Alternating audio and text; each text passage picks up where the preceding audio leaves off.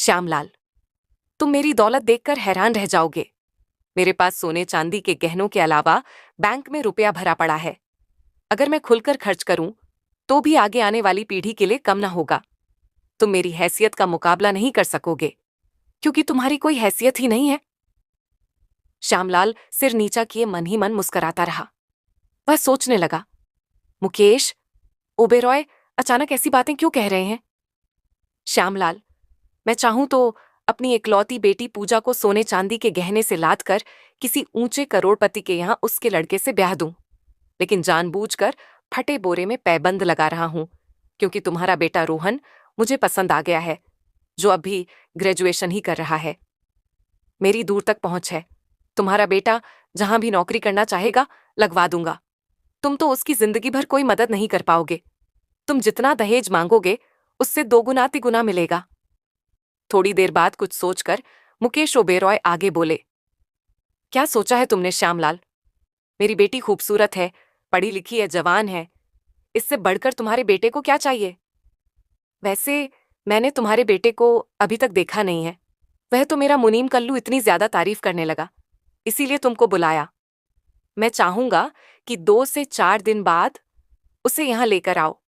खुद मेरी बेटी को देखो और उसे भी दिखला दो। समझो, रिश्ता पक्का हो गया।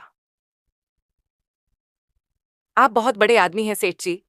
कानपुर के बड़े कारोबारियों में आपका नाम है, जैसा मैंने सुना। आपकी तारीफ करूंगा कि आपने मेरे बेटे को देखे बिना ही रिश्ता पक्का करने का फैसला कर लिया। पर मुझे अपने बेटे और पत्नी से भी सलाह मशवरा करने का मौका दें तो मेहरबानी होगी। जाइए, लेकिन मना मत कीजिएगा।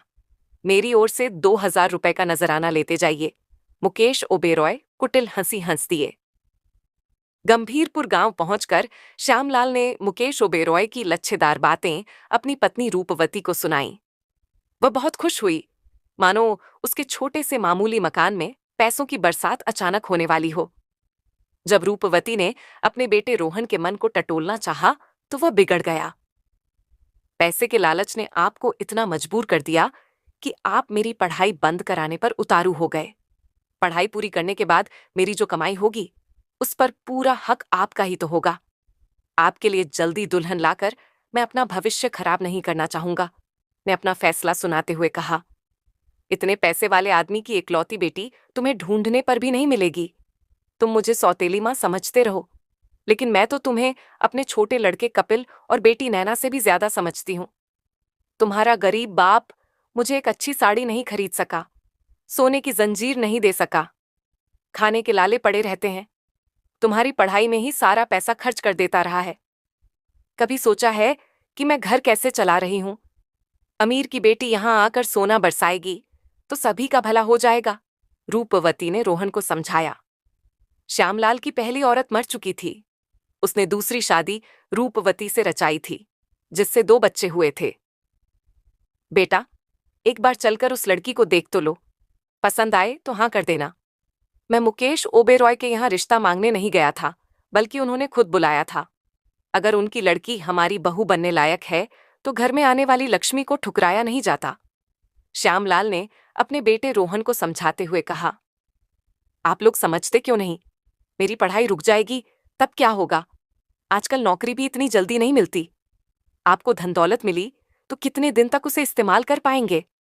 हर माँ बाप लड़की को अपने घर से जल्दी निकालना चाहते हैं, इसलिए हम गरीब लोगों के पल्ले बांधकर वे भी फुर्सत पा लेना चाहते होंगे। उनके पास काफी पैसा है, अकेली लड़की है, सब कुछ तुम्हें ही मिलेगा, जिंदगी भर मौज से रहना। शादी के बाद अगर कल को उन्होंने मुझे गर्जमाई बनाकर रखना चाहा, तो क्या आप उम्मीद करते हैं कि उनका पैसा यहां पहुंच पाएगा? मुझे उनके यहां गुलाम बनकर रहना पड़ेगा, जो मैं कभी पसंद नहीं करूंगा। ये सब बातें छोड़ो, ऐसा कुछ नहीं होगा। वे तुम्हारी तारीफ सुनकर फोटो देखते ही शादी करने को तैयार हो गए। आगे उनकी क्या मनसा है आप नहीं जानते। कोई लड़की वाला आज के जमाने में इस तरह अपनी बेटी किसी गरीब घराने में देने को तैयार नहीं हो जाता। मुमकिन है इसके पीछे उनकी कोई चाल हो। शायद लड़की बुरे चरित्र की हो, जिसे जल्दी से जल्दी घर से निकालना चाहते हो।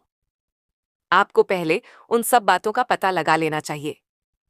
बेटा, मैं सब समझता हूं, मुकेश ओबेरॉय मुंहमांगा दहेज देंगे। ऐसा रिश्ता मैं मना नहीं कर सकता। आप जिद करेंगे तो मैं इस घर को छोड़कर कहीं और चला जाऊंगा, गुस्से में रोहन बोला। तो तुम भी कान खोलकर सुन लो। अगर तुमने ऐसा किया तो मैं भी आत्महत्या कर लूंगा। कहते हुए श्यामलाल रोने लगे। आखिरकार रोहन को झुकना पड़ा। कानपुर में रोहन अपने पिता के साथ जाकर मुकेश ओबेरॉय की बेटी पूजा को देखने के लिए राजी हो गया। सच में श्यामलाल पैसों का लालची था। उसने पूजा के बारे में किसी के द्वारा पूरी जानकारी हासिल करना जरूरी नहीं समझा। रूपवती ने भी अपने सौतेले बेटे रोहन के भविष्य के बारे में सोचना जरूरी नहीं समझा। वह तो चाहती थी कि जल्द से जल्द उसके यहां छप्पर फाड़कर रुपया बरसे। लड़की जैसी भी हो, उससे सरोकार नहीं। फिर भी उसके मन में शंका बनी थी कि बिना किसी ऐब के एक रईस अपनी बेटी को इतनी जल्दी गरीब घराने में शादी के लिए दबाव क्यों डालने लगा था। फिर उसने सोचा, उसे लड़की से क्या लेना देना। उसे तो गहने धन दौलत से मतलब रहेगा, जिसे पाकर वह खुद राज करेगी। मुकेश ओबेरॉय ने श्यामलाल को यह भी बतला दिया था कि उनके पास केवल दौलत ही नहीं बल्कि सत्ता की ताकत भी है। कई बड़े सरकारी अफसर, नेता, मंत्री और विधायकों से भी याराना है, जिसकी वजह से उसका शहर में दबदबा है। उन्होंने यह भी भरोसा दिलाया कि रोहन को दामाद बनाते ही उसे अच्छी नौकरी दिलवा देंगे। मुकेश ओबेरॉय चरित्रहीन था। उसने 4 शादियां की थीं। पहली पत्नी से पूजा हुई थी। जब पूजा 4 साल की हुई तो उसकी मां मर गई। उसके बाद धीरे धीरे मुकेश ओबेरॉय ने 3 शादियां और की थीं, पर वे तीनों ही संदिग्ध हालात में मर गई थीं। पूजा को उन तीनों की मौत के बारे में भनक थी, पर जानकर भी वह अनजान बनी रही और दबकर रहने की आदी हो चुकी थी। मुकेश ओबेरॉय की सबसे बड़ी कमजोरी बाजारू औरतें और शराब की लत थी। जब मुकेश ओबेरॉय पर नशे का जुनून सवार हो जाता तो वे भूखे भेड़िए की तरह औरत पर टूट पड़ते और दरिंदे की तरह रौंद डालते। रोहन ने पूजा को देखा। वह बहुत खूबसूरत थी। सजाकर बाप बेटे के सामने लाकर बैठा दी गई थी। गले में मोतियों की माला, नाक में हीरे की नथ, बालों में जूही के फूल। उस खूबसूरती को देखकर रोहन ठगा सा रह गया। पूजा ने भी अपनी चिच्चोर निगाहों से रोहन को देखा। वह पूजा के मन को भा गया, लेकिन एक बार भी उसके होठों पर मुस्कुराहट नहीं आई, जैसे वह किन्हीं ख्यालों में खोई थी। रोहन के कुछ पूछने पर सिर झुका देती, मानो उसमें लाज शर्म हो। मुकेश ओबेरॉय ने दोनों की भावनाओं को समझा। नाश्ता पानी होने के बाद श्यामलाल और रोहन को 1 महीने के अंदर पूजा से शादी करने को मुकेश ओबेरॉय मजबूर करते रहे कि वे लोग बारात लेकर कानपुर में फलां तारीख की अमुक जगह पर पहुंच जाएं। उसी समय मुकेश ओबेरॉय ने 50,000 रुपए श्यामलाल के हाथ में नजर आने की रस्म अदा कर दी और भरोसा दिलाया कि उन्हें मुंहमांगी कीमत मिलेगी। घर लौटने पर रोहन ने शादी करने से मना कर दिया, लेकिन पिता की धमकी और जोर डालने पर उसे मजबूर होना पड़ा। तय समय पर कुछ लोगों के साथ श्यामलाल अपने बेटे रोहन को दूल्हा बनाकर बारात कानपुर ले जाना पड़ा। वहां आलीशान होटल में उन लोगों के ठहरने का इंतजाम किया गया था। बारात की शोभा बढ़ाने के लिए उन्हीं की ओर से इंतजाम किया गया था, क्योंकि मुकेश ओबेरॉय शहर के रुतबेदार शख्स थे। देखने वाले ये न समझें कि बेटी का रिश्ता ऐसे वैसे घर में जोड़ा था। बारात धूमधाम से उनके घर के पास पहुंची। दुल्हन की तरह उनकी बड़ी सी कोठी को बिजली की तमाम रोशनी द्वारा सजाया गया था। शहनाइयों की आवाज गूंज रही थी। बड़े बड़े लोग, नाते रिश्तेदार, विधायक, मंत्री और शहर के जाने माने लोग वहां मौजूद थे। पूजा को कमरे के अंदर बैठाया गया था। वह लाल सुर्ख लहंगे, दुपट्टे और गहनों से सजाई गई थी। सहेलियां तारीफ करते छेड़छाड़ कर रही थीं, पर वह शांत और गंभीर थी। शहनाई की आवाज मानो उसके दिल पर हथौड़े की तरह चोट कर रहे थे। शादी के बाद तीसरे दिन बारात वापस लौटी। कीमती तोहफे, घरेलू सामान और दूसरी चीजों से कई बक्से भरे थे, जिसे देखकर नाते रिश्तेदार खुशी से सराबोर हो गए। बहू का भव्य स्वागत किया गया। रात भर के जागे दूल्हा दुल्हन थके थे, इसीलिए दोनों को अलग अलग कमरों में आराम करने के लिए घरेलू रस्मदाई के बाद छोड़ दिया गया। शाम तक दूसरे रिश्तेदार भी चले गए। सुहागरात मनाने के लिए पूजा को सजाकर पलंग पर बैठाया गया था। रोहन कमरे में आया। उसने अपनी लुभावनी बातों से पूजा को खुश करना चाहा। हथेली सहलाई, अपने पास खींचना चाहा तो उसने मना किया। कई बार उसके छेड़ने पर पूजा उससे कटती रही। उसकी आंखों से आंसू निकलते देख रोहन ने सोचा कि पिता की इकलौती औलाद है, उसे पिता से बिछुड़ने की पीड़ा सता रही होगी, क्योंकि उसकी मां न थी। बड़े लाड प्यार से पिता ने पाला पोसा और मां बाप दोनों का फर्ज अदा किया था। बहुत पूछने पर पूजा ने बतलाया कि उसे पीरियड आ रहा है। कुछ रोज तक पूजा उसकी मनसा पूरी नहीं कर सकेगी। चौथे दिन मुकेश ओबेरॉय का मुनीम बड़ी कार लेकर यह बतलाने पहुंचा कि पूजा के पिता की हालत एकाएक बेटी के चले जाने से खराब हो गई। वे बेटी को देखना चाहते हैं। पूजा की विदाई कर दी जाए। मजबूरी में बिना सुहागरात मनाए पूजा को विदा करना पड़ा। रोहन ने साथ जाना चाहा तो मुनीम ने यह समझाते हुए मना कर दिया कि पहली बार उन्हें ससुराल में इज्जत के साथ बुलाया जाएगा। 1 महीने से ज्यादा हो चुका था।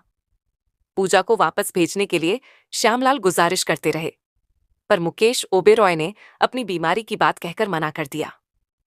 1.5 महीने बाद मुकेश ओबेरॉय खुद अपनी कार से पूजा को लेकर श्यामलाल के यहां आए और बेटी को छोड़कर चले गए। 1.5 महीने बाद फिर वही सुहागरात आई तो दोनों के मिलन के लिए कमरा सजाया गया। रेशमा घुटनों में सिर छिपाए सेज पर बैठी रही। उसकी आंखों से झरझर आंसू गिर रहे थे। रोहन के पूछने पर उसने कुछ नहीं बताया, बस रोती ही रही। इतने दिनों बाद पहली सुहागरात को रोहन को पूजा का बर्ताव बड़ा अटपटा सा लगा। उसे ऐसी उम्मीद जरा भी न थी। पहले सोचा कि पूजा को अपने घर वालों से दूर होने का दुख सता रहा होगा, इसीलिए याद करके रोती होगी। कुछ देर बाद सामान्य हो जाएगी, पर वह नहीं हुई। जब पूजा रोहन की छेड़खानी से भी नहीं पिघली तो उसने पूछा, पूजा सच सच बताओ, क्या मैं तुम्हें पसंद नहीं हूं? अगर तुम्हें मेरे साथ सहयोग नहीं करना था तो शादी क्यों की? पति होने के नाते अब मेरा तुम पर हक है कि तुम्हें खुश रखकर खुद भी खुश रह सकूं। पूजा के जवाब न देने पर रोहन ने फिर पूछा, पूजा 1.5 महीने तुम्हारे तन से मिलने के लिए बेताबी से इंतजार करता रहा है। आज वह समय आया तो तुम निराश करने लगी। सब्र की भी एक सीमा होती है। ऐसी शादी से क्या फायदा कि पति पत्नी बिना वजह एक दूसरे से अलग होकर रहें। कहते हुए रोहन ने पूजा को अपनी बाहों में कस लिया और चूमने लगा। पूजा कसमसाई और खुद को उससे अलग कर लिया, लेकिन जब रोहन उसे बार बार परेशान करने लगा तो वह चीख मारकर रो पड़ी। आप मुझे परेशान मत कीजिए, मैं आपके काबिल नहीं हूं। मेरे दिल में जो पीड़ा दबी है उसे दबी रहने दीजिए। मुझे इस घर में केवल दासी बनकर जीने दीजिए, नहीं तो मैं खुदकुशी कर लूंगी। खुदकुशी करना मानो एक रिवाज सा हो गया है। मैं शादी नहीं करना चाहता था तो मेरे बाप ने खुदकुशी करने की धमकी देते हुए मुझे शादी करने को मजबूर कर दिया। शादी करने के बाद मेरी औरत भी खुदकुशी करने की बात करने लगी। अच्छा तो यही होगा कि सबकी चाहत पूरी करने के लिए मैं ही कल सबके सामने खुदकुशी कर लूं। नहीं नहीं, आप ऐसा नहीं कर सकते। आप इस घर के चिराग हैं, पर आप मुझे मजबूर मत कीजिए। मैं आपके काबिल नहीं रह गई हूं। मुझे अपनों ने ही लूट लिया। मैं उस मुरझाए फूल की तरह हूं जो आप जैसे अच्छे इंसान के गले का हार नहीं बन सकती। मैं आपको अपने इस पापी शरीर के छूने की इजाजत नहीं दे सकती, क्योंकि इस शरीर में पाप का जहर भरा जा चुका है। मैं आपको कैसे बताऊं कि मेरे साथ जो घटना घटी वह शायद दुनिया की किसी बेटी के साथ नहीं हुई होगी।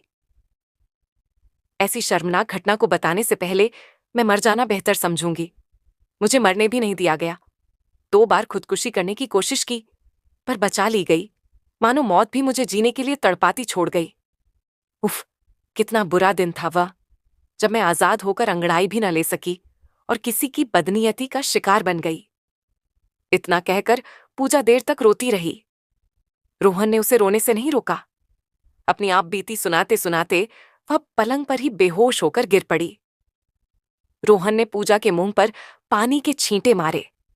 उसे होश आया तो वह उठ बैठी। मेरी आप बीती सुनकर आपको दुख पहुंचा, मुझे माफ कर दीजिए, कहकर पूजा गिड़गिड़ाई। तुमने जो बताया उससे यह साफ नहीं हुआ कि किसने तुम पर जुल्म किया। अच्छा होगा तुम उसका खुलासा कर दो तो तुम्हें सुकून मिलेगा। लो, 1 गिलास पानी पी लो। तुम्हारा गला सूख गया है। फिर अपनी आप बीती मुझे सुना दो। भरोसा रखो, मैं बुरा नहीं मानूंगा। रोहन के कहने पर आंखें पोंछती हुई पूजा अपनी आप बीती सुनाने को मजबूर हो गई। मेरे पिता मेरी मां को बहुत प्यार करते थे। माँ की अचानक मौत से वे इतने दुखी हुए कि उन्होंने खूब शराब पीनी शुरू कर दी। मैं बड़ी होने लगी थी, मुझ में अच्छे बुरे की समझ भी आने लगी थी। पिता ने एक के बाद एक 4 शादियां कर डाली। पहली 2 बीवियों को वे अपने दोस्तों को सौंपते रहे, जिससे तंग आकर उन्होंने नदी में डूबकर जिंदगी खत्म कर ली। तीसरी से शादी रचाकर उसके साथ भी वही बुरा काम वे करते रहे। उसने बहुत समझाया, पर पिता नहीं माने। एक दिन उसने भी अपने मायके में जाकर खुदकुशी कर ली। मेरे पिता पर उनकी खुदकुशी करने का कोई असर नहीं पड़ा। पैसे के बल पर उनके खिलाफ कोई केस नहीं बन पाया। चौथी औरत इतनी खूबसूरत थी कि अपने प्रेम भाव से मेरे पिता को वश में करते हुए उनकी बुरी आदतें कई महीने तक छुड़ा दी। तब मैं 15 साल की उम्र पार कर चुकी थी। चौथी माँ भी मुझे अपनी सगी बेटी की तरह प्यार करती थी। 3 साल तक वह मुझे पालती रही, लेकिन उसे कोई ऐसी खतरनाक बीमारी लगी कि मर गई। मेरे झल्लाद पिता फिर से शराब पीने लगे, बाजारू औरतों को घर में बुलाकर अय्याशी करने लगे। मैं अक्सर देखती तो आंखें बंद कर लेती। उनके दोस्त भी अक्सर घर पर आकर शराब पीते और औरतों से ऐश करते। उनकी गिद्ध जैसी नजरें मुझे भी देखतीं, मानो मौका पाते ही वे मुझे भी नहीं छोड़ेंगे। मैं उनसे दूर रहती थी। उनसे बचने के लिए अक्सर रात को अपनी सहेलियों के यहाँ सो जाती थी। एक दिन मेरे पिता नशे में चूर किसी नाच गाने वाली के यहाँ से लौटे थे। उनकी निगाह मुझ पर पड़ी। मैं मैक्सी पहने सो रही थी। शायद मेरा कपड़ा कुछ ज्यादा ही ऊपर तक खिसक गया था। नशे में चूर वे अपने खून की ममता भूल गए और मेरे पलंग पर आ बैठे। छेड़ते हुए मेरे जिस्म को सहलाने लगे। मेरी नींद खुली तो वे बोले, लेटी रहो, बिल्कुल अपनी माँ की सूरत पाई है तुमने, कोई फर्क नहीं। उसकी याद आ गई तो तुम्हें गौर से देखने लगा। उसके बाद मैंने बहुत हाथ पैर पटके, पर वे नहीं माने। उन्होंने मुझे अपनी हवस का शिकार बना डाला। मैं बहुत रोई, लेकिन उन पर कोई असर नहीं पड़ा। उस दिन के बाद से वे अक्सर मेरे साथ वही कुकर्म करते रहे। मैं उनके खिलाफ किससे क्या फरियाद करती। 2 बार खुदकुशी करने की कोशिश की, पर बचा ली गई। इतना कहकर पूजा रोने लगी। रोहन चाहता था कि उसके रो लेने से उसका मन शांत हो जाएगा। सालों की आग जो दिल में छिपाए उसे तपा रही थी, आंसू बनकर निकल जाएगी। मेरी शादी आपके यहाँ इसलिए खूब दहेज देकर कर दी गई, जिससे सबका मुंह बंद रहेगा। मुझे शादी के चौथे दिन बाद उस पिता ने बुलवा लिया। उसका पाप मेरी कोख में पलने लगा था। अगर उजागर हो जाता तो उसकी बदनामी होती। मेरा पेट गिरवा दिया गया। 1.5 महीने बाद ठीक हुई तो मुंह फिर यहां पटका गया, ताकि जिंदगी भर उस कलंक को छिपा कर रखूं। मैं नहीं चाहती कि मेरे इस पाप की छाया आप जैसे अच्छे इंसान पर पड़े। आप मुझे दासी समझकर यहां पड़ी रहने दीजिए। अगर आपने मुझे घर से निकाल दिया तो मेरे पिता आपको और आपके घर वालों पर मुकदमा चलाकर परेशान कर डालेंगे। आप चुपचाप दूसरी शादी कर लें। मेरे पिता आप लोगों के खिलाफ कुछ नहीं कर पाएंगे। जब मैं चुप रहूंगी तो कोई कोर्ट मेरे पिता की आवाज नहीं सुनेगा। इतना कहकर पूजा रोहन के पैरों पर गिर पड़ी। तुमने अपनी आप बीती बताकर अपने मन को हल्का कर लिया। समझ लो कि तुम्हारे साथ अनजाने में जो हुआ वह एक डरावना सपना था। मैं तुम्हारे दर्द को महसूस करता हूं। उठो पूजा, उठो। तुमने कोई पाप नहीं किया। तुम्हारी जगह मेरे दिल में है। तुम्हारी चुनरी का दाग मिट गया। आज से तुम्हारी जिंदगी का नया सवेरा शुरू हुआ, जो अंत तक सुखी रखेगा। कहते हुए रोहन ने उसे उठाया, उसकी आंखें पोंछी और सीने से लगा लिया। पूजा भी रोहन का प्यार पाकर निहाल हो गई। तो दोस्तों, ये थी हमारी आज की कहानी। उम्मीद करते हैं आपको पसंद आई होगी। आपका क्या कहना है इस कहानी के बारे में कमेंट करके हमें जरूर बताएं। वीडियो को लाइक करके चैनल को सब्सक्राइब कर लीजिए। साथ में घंटी को दबाकर ऑल पर सेट कर लीजिए, ताकि आने वाली वीडियो आपको तुरंत मिले। धन्यवाद।